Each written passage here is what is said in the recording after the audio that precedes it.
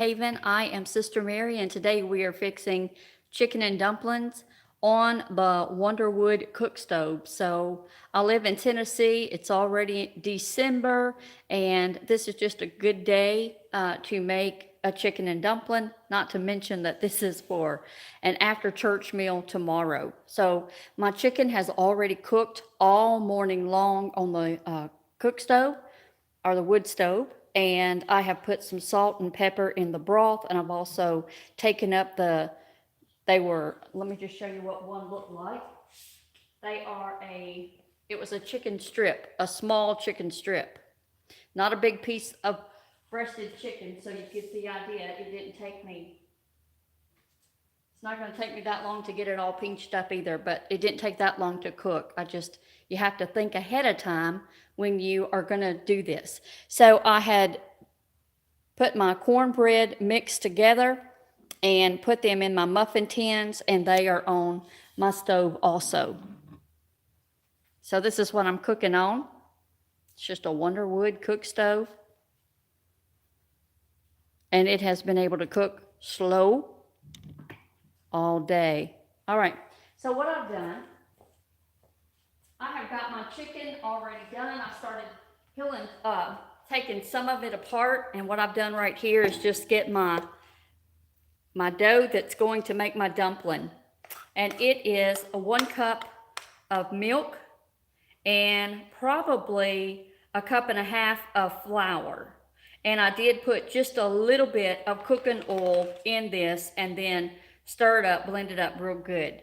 So just a small spoon, all you're gonna need to start dropping this off inside.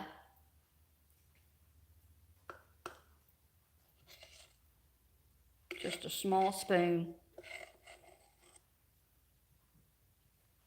And this will make your dumpling.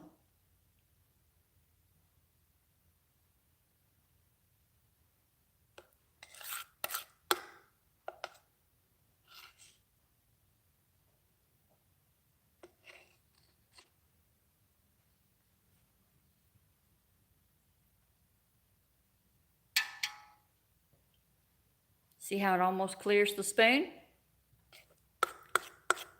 Now I do have another recipe on this channel using flour tortilla instead of the dough. And you can use biscuit dough if you want to, but I didn't have any, so I just mixed my flour and my milk and a little oil. And growing up, I saw my mom do this. I saw my granny do this. If you want a smaller dumpling, hey, you know what? Some people even roll them out. But I'm making it like like you're biting into just a small little piece of yummy goodness. It's gonna soak up a lot of that chicken broth, but it's gonna be like a biscuit. Just eating a little biscuit with your dumplings or with your chicken, because this is what this is. It's going to be a good pot of chicken and dumplings. Now, I'm in no hurry. This may sit here and cook for a few more hours.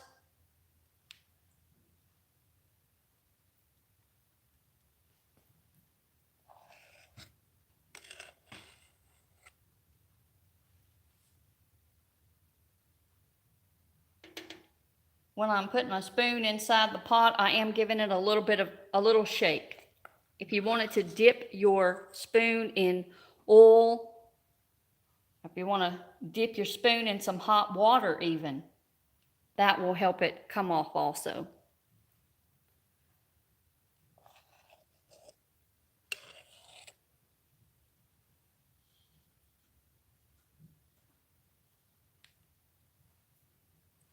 You see my dumplings already floating?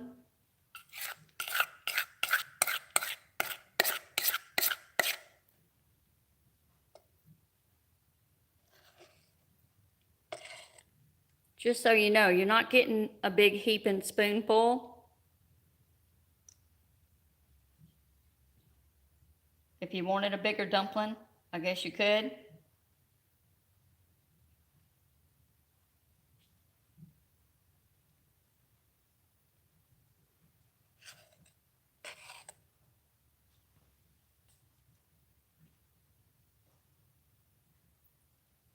All right, any loose flour or this mix right here, it's going to just thicken up our broth.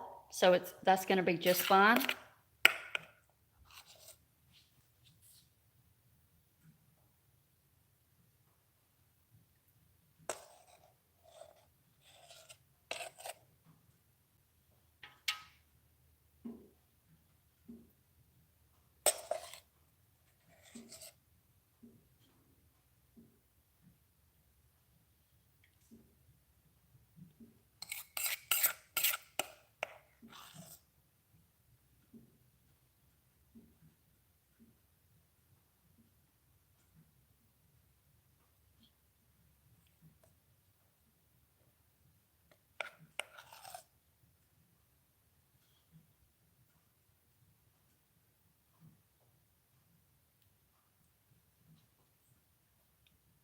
It is wet and cold. Well, not cold, but it is wet here today in Tennessee. And we've had just a little fire going to keep our building warm. But because I started cooking on the stove and it's getting later in the evening, Brother John came in here and put me a few more pieces of wood. And I'm going to pull those corn muffins off in just a minute too. Y'all, I've been cooking biscuits in the muffin tins almost every morning for about 3 mornings straight.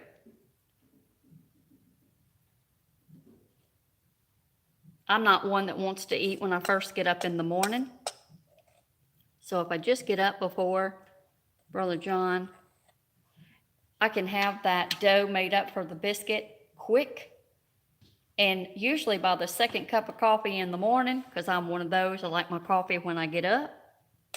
But by about my second cup of coffee, I've already got those biscuits cooking.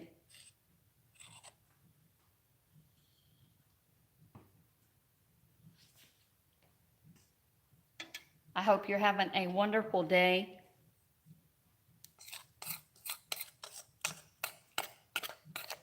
And let Homesteading Haven be a channel for you that just reminds you of how people used to live.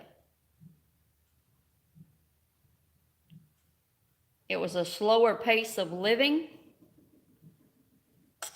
but they did not depend on the systems that are in place today.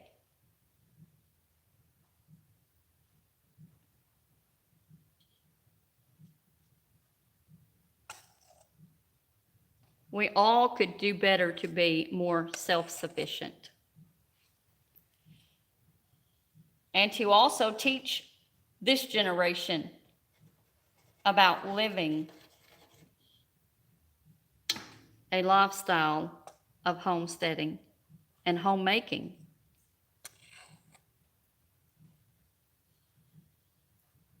I always tell y'all, I wish you could smell it. That chicken broth and that pepper that's already in it and the salt. I put salt in just a few minutes ago. Smells so good.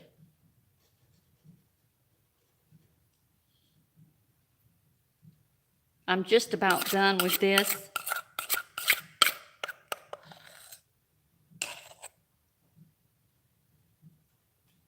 And when I begin to stir, it's going to break up some of these dumplings if they look a little big to you. They'll break up over time. See, I was able to pick that dumpling right back up.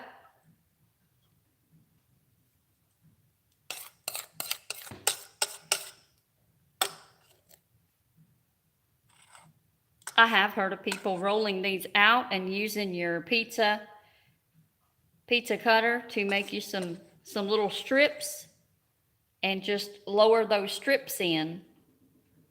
But because this is the way my mom, my grandmother, my great-grandmother made chicken and dumplings, this is the way I do it when I have time.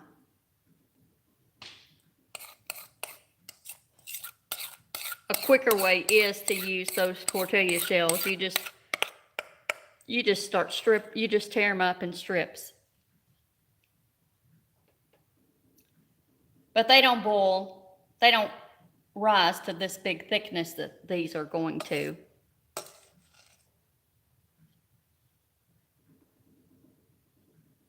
This is definitely a more old-fashioned dumpling.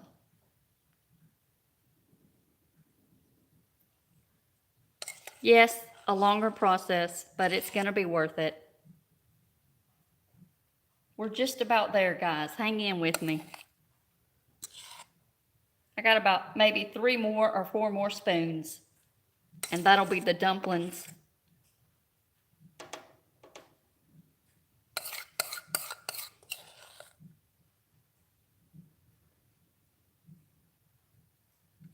And we're going to start putting some of our chicken pieces in here.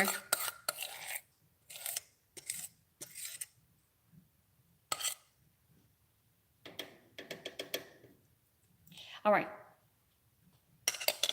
Look at all them dumplings. That wasn't so bad. I am going to check these little cornbread pieces. This one right here.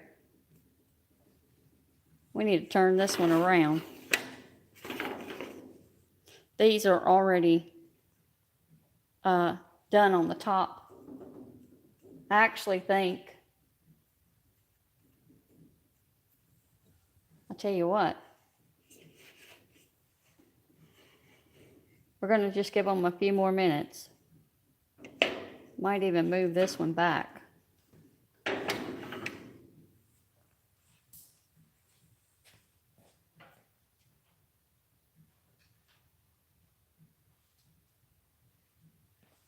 All right, we're going to start putting in our chicken pieces. Just drop them in.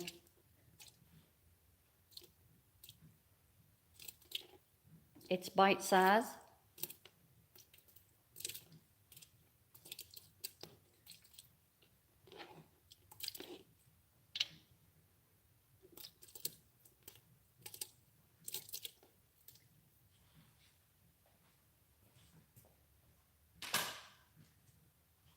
This is something that I do to thicken up the broth, and because we're feeding quite a few people, not just me and Brother John, I'm going to be adding the 26-ounce can of cream of chicken.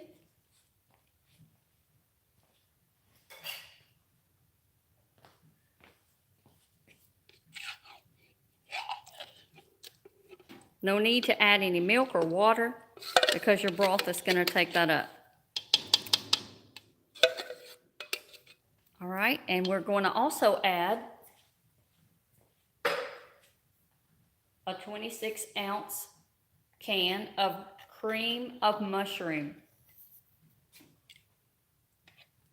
If you don't like either or, then use 2 cream of mushroom. Now, I probably had a couple of pounds of chicken there. And I will tell you that the broth covered my chicken. We're making a big pot, so I didn't measure it. You would have to just cover your chicken with your water. That will make your broth. Boil your chicken. Remove your chicken to take it off the bone or to shred it up. And do your dumplings. Make up your dough. Remember, I did 1.5 cup of flour, 1 cup of milk, a little bit of oil, like a 1/4 cup of oil. Stirring it up together to get your dumpling ready to go. You can also use a flour tortilla shell, or you can use biscuit dough. Just pinch it small, put it in there, and then add whatever cream of either chicken or cream of mushroom that you want. And I do this because I make a thicker dumpling. Now, I don't want to stir too much because my dumplings are still going to take their shape. But I wanted to bring you along.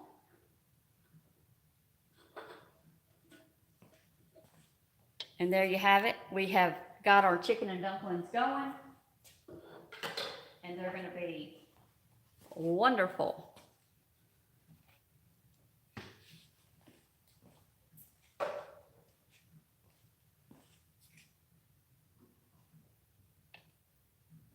Salt and pepper to taste.